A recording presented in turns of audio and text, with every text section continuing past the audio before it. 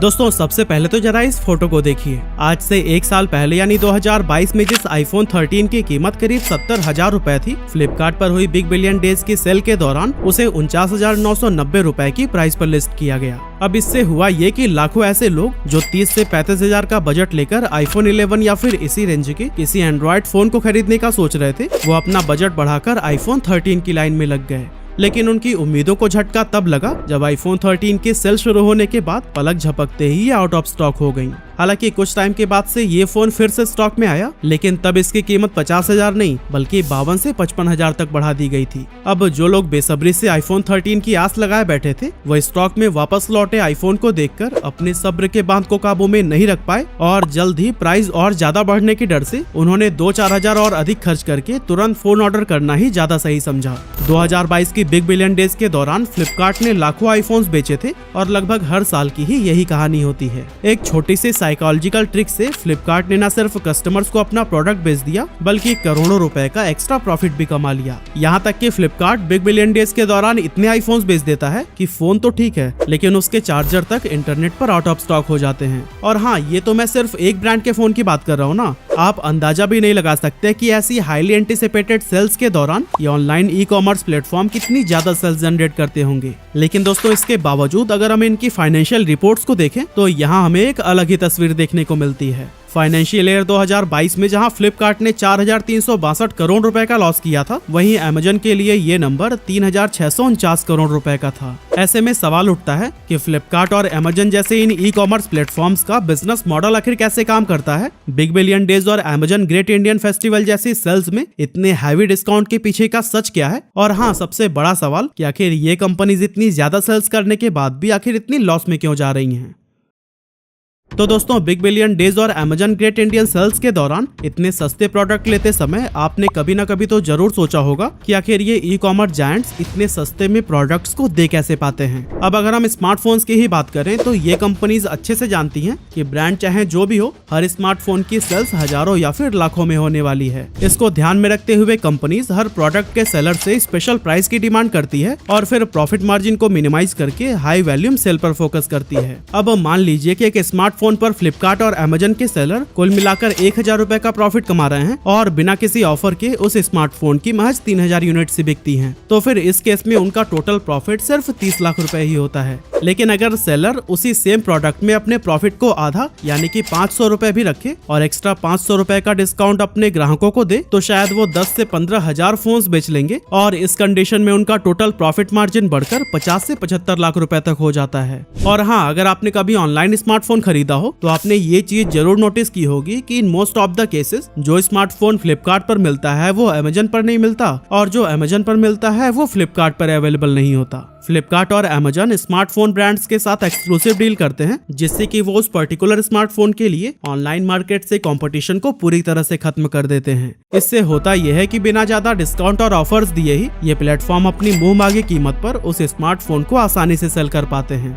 अब डिस्काउंट और ऑफर से याद आया कि आजकल ऑनलाइन शॉपिंग प्लेटफॉर्म पर क्रेडिट कार्ड डिस्काउंट और नो कॉस्ट EMI जैसे ऑफर्स काफी देखने को मिलते हैं। मान लीजिए कि आप एक लैपटॉप खरीदने वाले हैं जो HDFC के क्रेडिट कार्ड पर 2,000 रुपए के डिस्काउंट के साथ मिल रहा है, तो यहाँ पर अब काफी ज्यादा चांसेस हैं कि आप डिस्काउंट के लालच में HDFC का क्रेडिट कार्ड जरूर ले लेंगे। इस तरह से ये प्लेटफॉर्म्स बैंक्स के साथ कोलैबोरेट करके म्यूचुअल सेल्स करते हैं और कस्टमर को दिया जाने वाला डिस्काउंट का अमाउंट भी इन्हीं बैंक से ही वसूलते हैं। अब दोस्तों एक ऑफलाइन मर्चेंट के पास अगर दिन में 100 कस्टमर्स आते हैं तो वो शायद मुश्किल से 10 लोगों को ही अपना प्रोडक्ट खरीदने के लिए कन्विंस कर पाता होगा। लेकिन दूसरी तरफ फ्लिपकार्ट और अमेजन आपकी सर्च हिस्ट्री की मदद से आपकी पसंद और नापसंद को अच्छे से समझ चुके होते हैं और ये भी अंदाजा लगा लेते हैं कि आप कौन सा प्रोडक्ट खरीदना प्रेफर करने वाले हैं। ऐसे में वो आपको पर्सनलाइज्ड रिकमेंडेशंस देते हैं और उनकी सक्सेसफुल सेल्स की चांसेस काफी ज्यादा हाई हो जाती है। यही नहीं, ऑफलाइन मर्चेंट के कंपैरिजन में ये ऑनलाइन प्लेटफॉर्म्स काफी बेहतर ढंग से क्रॉस सेलिंग भी कर पाते हैं जिससे कि ये बड़ी चालाकी से कस्टमर के कार्ड की वैल्यू को इंक्रीज कर देते हैं। जैसे कि अगर आप एक होम वर्कआउट इक्विपमेंट खरीदते हैं तो फिर आपको प्रोटीन शेक्स और दूसरे सप्लीमेंट्स भी दिखाए जाएंगे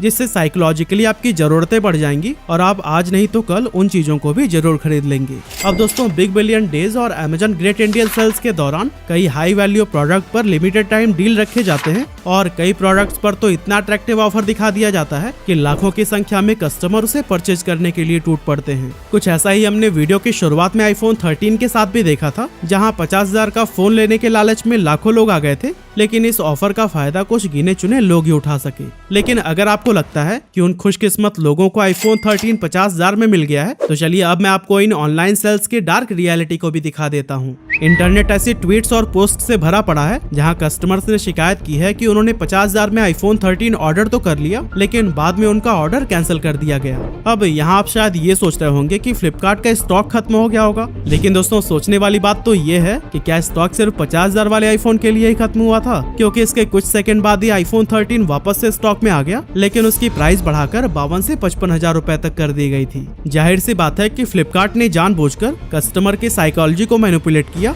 जिससे उनकी सेल्स ज्यादा हो सके। और इस तरह से जिन सेल्स को आप सेविंग करने का तरीका समझते हैं ना, वो असल में आपकी जेब को और भी ज्यादा ढीली कर रही होती है।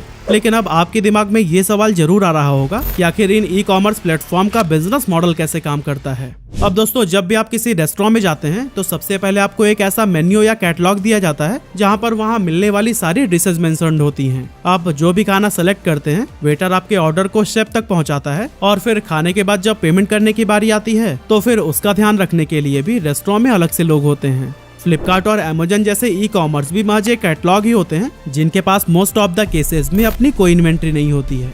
ये प्लेटफॉर्म्स अपने साथ लाखों सेलर्स को जोड़ते हैं जो यहाँ अपने प्रोडक्ट को लिस्ट करते हैं और इन प्लेटफॉर्म्स के मैसिव कस्टमर ट्रैफिक का फायदा उठाते हैं। जब भी आप फ्लिपकार्ट या फिर अमेजन पर किसी प्रोडक्ट को बाय करते हैं तो फिर ये प्लेटफॉर्म्स आपकी डिटेल उस सेलर तक पहुंचा देते हैं जिसने कि उस प्रोडक्ट को लिस्ट किया होता है। इधर सेलर अपना प्रोडक्ट पैक करता है, उधर इन प्लेटफॉर्म्स के साथ काम कर रहे हैं डिलीवरी पार्टनर्स प्रोडक्ट को कस्टमर्स तक पहुंचाने का काम करते हैं। साथ ही यहाँ पर एक पेमेंट पार्टनर भी होता है जो कि कस्टमर से पेमेंट कलेक्ट करके उसकी प्रोसेसिंग को मॉनिटर करता है। इस तरह दूर किसी शहर के वेयर हाउस में पड़ा product in e commerce platforms के जरिए आपके दरवाजे तक पहुंचा दिया जाता है। लेकिन दोस्तों, अब सवाल ये है कि आखिर ये प्लेटफॉर्म्स पैसे कैसे कमाते हैं। तो दोस्तों, जब भी आप फ्लिपकार्ट या फिर अमेजन से कोई प्रोडक्ट खरीदते हैं तो फिर ये प्लेटफॉर्म सेलर से उसके बदले में एक कमीशन चार्ज करते हैं, जो कि अलग अलग प्रोडक्ट्स के लिए 10 से 20% के बीच होती है। अब यहाँ हम फ्लिपकार्ट का एग्जाम्पल लेकर चलते हैं, जहाँ मान लीजिए कि आप एक सेलर हैं और आपके प्रोडक्ट पर फ्लिपकार्ट 10% की कमीशन चार्ज करता है।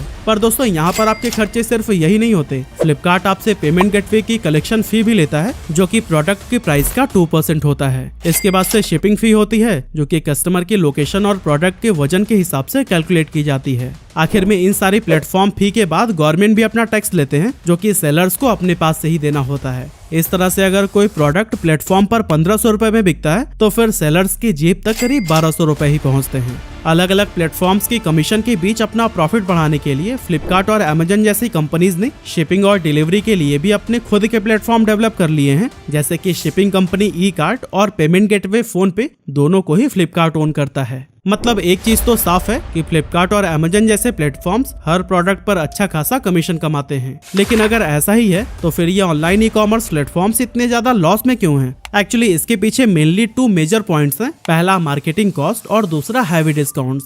फाइनेंशियल ईयर 2022 में फ्लिपकार्ट ने अपनी मार्केटिंग पर करीब 1945 करोड़ रुपए खर्च किए हैं, तो वहीं अमेजन के लिए ये नंबर 3426 करोड़ रुपए का था। कस्टमर्स को अपने प्लेटफॉर्म से जोड़े रखने के लिए कंपनीज कंपटीशन के चक्कर में कभी कभी तो इतने ज्यादा डिस्काउंट्स दे देती हैं कि कई बार तो इन्हें उसका पैसा अपनी ही जेब से भरना पड़ जाता है। लेकिन दोस्तों, इतने लॉसेस के बाद भी ये कंपनीज मार्केट में इसलिए एग्जिस्ट कर रही हैं क्योंकि इस टाइम पर इनका मकसद खुद को प्रॉफिटेबल बनाना नहीं, बल्कि आपको इन प्लेटफॉर्म से शॉपिंग करने का एडिक्शन लगाना है। फ्लिपकार्ट और अमेजन जैसी कंपनीज अच्छे से जानती हैं कि अगर वो आपको अपने प्लेटफॉर्म की लत लगा देंगी और आप घर बैठे स्क्रीन को स्क्रॉल करके ही सामान खरीदने के आदी हो जाएंगे, तो फिर आज से 10 साल बाद आप न चाहते हुए भी ज्यादा पैसे देकर इन्हीं से ही सामान खरीदेंगे। लेकिन दोस्तों, जानते हैं ह्यूमन साइकोलॉजी के इस गेम में सबसे ज्यादा लॉस किसका हो रहा है? यहाँ सबसे बड़ा लॉस आपका या फिर मेरा नहीं, बल्कि उन लोकल मर्चेंट्स का होता है जिनके पास लिमिटेड इन्वेंट्री और सिर्फ एक लोकल एरिया के कस्टमर का ही एक्सेस होता है। कहने का मतलब ये है कि ना तो वो अपनी दुकान पर अमेजन की तरह सब कुछ बेच सकता है और ना ही उसे भारत के कोने कोने से ऑर्डर्स आने वाले हैं। उसके कस्टमर सिर्फ वही लोग होते हैं जो कि उसकी दुकान के आसपास के एरिया में रहते हैं। दिवाली पर बाजारों में दिखने वाली भीड़ जो कि इन दुकानदारों की जिंदगी में रौनक लाया करती थी, वो आज अपने बिस्तर पर पड़े पड़े स्क्रीन स्क्रॉल करके ही अपनी जरूरतों को पूरा कर लेती है। अब दोस्तों, ये तो ही प्रॉब्लम, लेकिन अगर आप एक लोकल मर्चेंट हैं तो तो फिर आप प्रॉब्लम नहीं बल्कि सोल्यूशन की तलाश में होंगे। तो दोस्तों इसका सबसे अच्छा सोल्यूशन है अपनी डिजिटल नॉलेज को बढ़ाना और खुद भी इंटरनेट की दुनिया में कदम रखना। अब देखिए अमेजॉन और फ्लिपकार्ट पर जो सेलर्स लिस्टेड होते हैं वो भी कहीं ना कहीं तो लोकल मर्चेंट ही होते हैं, जो कि अपने आप को इंटरनेट की दुनिया से जोड़ते हैं और एक लोकल एरिया की बंदिशों से निकलकर ग्लोबल लेवल पर सेल करते हैं। लेकिन अगर ये आपके लिए पॉसिबल नहीं है तो फिर आपको अपनी कस्टमर सर्विस पर सबसे ज्यादा ध्यान देना होगा। आप अपने बिहेवियर और अपनी पर्सनलाइज सर्विस से जितना ज्यादा अपने कस्टमर्स को इन्फ्लुएंस कर पाएंगे वो उतने ही आपके शॉप के प्रति लॉयल रहेंगे। वैसे आपको क्या लगता है, क्या अमेजॉन और फ्लिपकार्ट जैसे प्लेटफॉर्म्स लोकल दुकानों को पूरी तरह से बंद करा देने वाले हैं? आप अपनी ओपिनियन हमें कमेंट करके जरूर बताइएगा।